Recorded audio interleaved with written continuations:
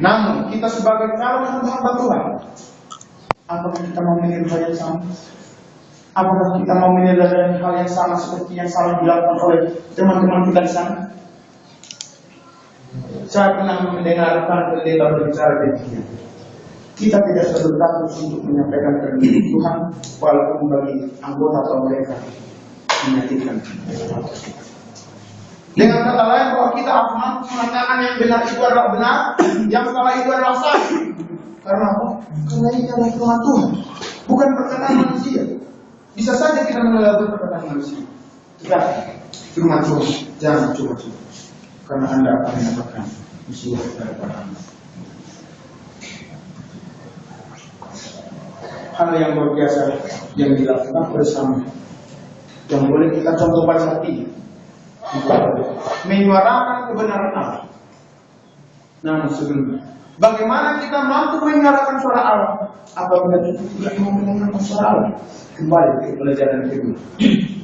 Bagaimana kita mau menginjil ke luar sana kalau kita tidak mendengarkan Allah berbicara kepada kita? Dengan kata lain, garis besar saya pada pagi ini harus berkesinambungan, memiliki bagian seperti sama, belajar mendengar Allah berbicara kepada kita dan juga belajar untuk menyuarakan firman Tuhan. Yang ketiga-tiganya tidak bisa dilatih. Yang kalian yang ketiga ini harus berkesinambungan.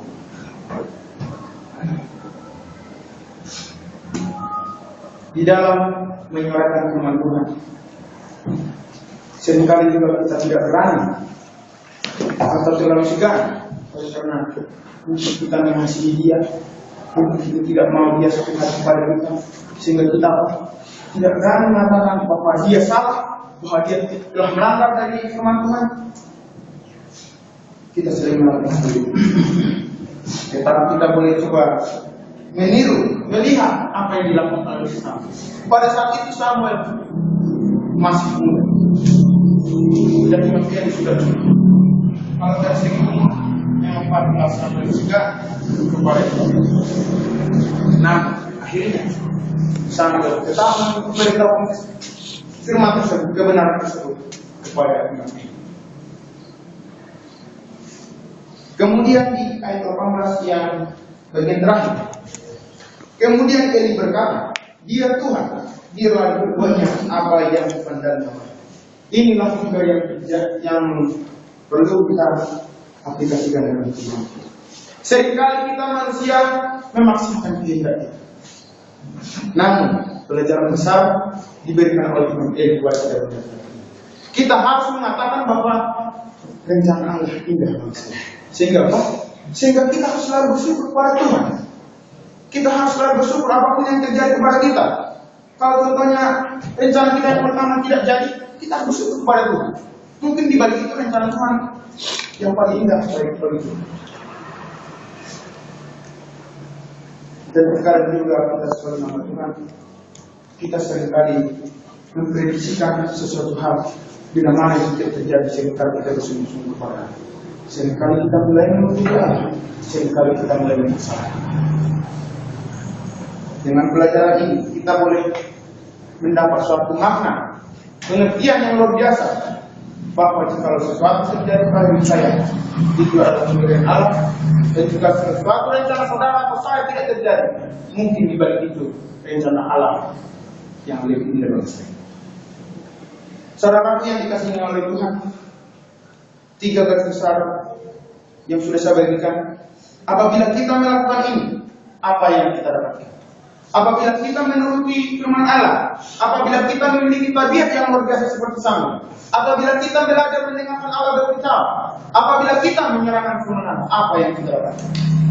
Kita akan dapatkan seperti apa yang dia dapatkan oleh Samuel.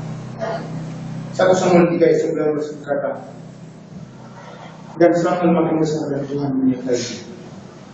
Saudaraku yang dikasihi oleh Yesus, apabila kita benar di hadapan Allah, Allah akan menyertai kita. Kemanapun kita melangkah, kemanapun kita menginjil, Allah akan menyertai kita. Jangan takut, Allah akan selalu beserta kita. Itulah menjadi upah kita apabila kita memiliki tabiat yang bagus, apabila kita mendengarkan Allah berbicara kepada kita, dan apabila kita menyuarakan kebenaran. kita akan mendapatkan upah, yaitu disertai oleh Allah. Yang berikutnya, upah apa yang kita dapatkan? Yaitu dikatakan di ayat 19, dan tidak ada satupun firman-Nya itu dibiarkannya. Allah akan membiarkan atau menanamkan firman-Nya di dalam hati kita. Dengan kata lain, kemanapun kita pergi, kita akan selalu menyatakan firman Allah. Allah berkenan kepada kita kalau kita melakukan hal ini. Baru kemudian upah apa yang kita dapatkan? Di ayat yang ke-20, maka tahulah seluruh Israel dari Dan sampai Berseba bahwa kepada Samuel telah dipercayakan jabatan nabi. Kita juga akan dikenal oleh sebanyak orang bahwa kita adalah pelayan Tuhan, kita adalah hamba Tuhan, jika kita melakukan apa yang seturut dan sekehendak Tuhan. Semua orang akan melihat bahwa kita adalah orang yang benar, orang yang setia di hadapan. Kalau kita lihat pada saat ini, banyak orang yang mencari popularitas. Mereka ingin dikenal oleh manusia. Mereka ingin dikenal oleh lebih banyak orang.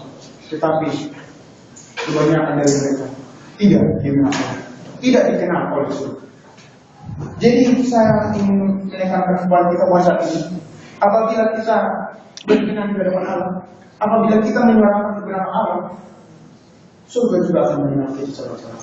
Bukan cuma dunia yang akan mengenal kita, tetapi surga dengan malaikat surga juga akan mengenal kita bahwa kita adalah orang yang benar-benar setia. Kemudian upah apa yang kita dapat? Di ayat yang ke-21, Tuhan akan semakin sering memperlihatkan firman-Nya kepada kita. Dengan kata lain, hubungan kita dengan Allah semakin dekat. Itulah upah yang kita dapatkan apabila kita melakukan hal yang benar seperti apa yang dilakukan oleh Samuel. Dan saya rindukan supaya kita boleh memperhatikan pesan-pesan dari yang sahabat kita. Oleh sebab itu, sebagai kesimpulan dan pembinaan pada saat ini adalah Allah tidak akan menggunakan saudara, Allah tidak akan menggunakan saya sebagai saksinya di dunia ini apabila kita tidak mau mendengarkan Allah. Apabila kita tidak mau memberikan kesempatan bagi Allah untuk bicara kepada kita. Jangan kita terlalu terlena dengan kehidupan kita. Sebagai hamba Tuhan, sebagai calon pendeta, kita harus boleh memperhatikannya dari sana. Apa yang sepatutnya Allah mau kepada kita, apa yang Allah tentukan kepada kita, itulah yang butuh kita lakukan. Dan saya yakin dan percaya bahwa kita semua sudah mengerti apa yang sama kita. Allah memanggil kita untuk menyuarakan kebenaran. Oleh sebab itu, jangan kita bermalas-malas, jangan kita lebih mementingkan kehidupan dunia, tetapi marilah kita boleh mencoba memikirkan perkara-perkara dunia, perkara-perkara surgawi yang Allah ingin sampaikan kepada kita. Firman Tuhan berkata, jika engkau mendengarkan suara, jangan keras. Itulah yang menjadi bagian kita pada saat ini. Saya mengundang kepada kita, apabila Allah berbicara kepada saudara, janganlah keraskan. Sebab Allah punya rencana yang luar biasa bagi saya dan bagi saudara. Kiranya Tuhan. Amin.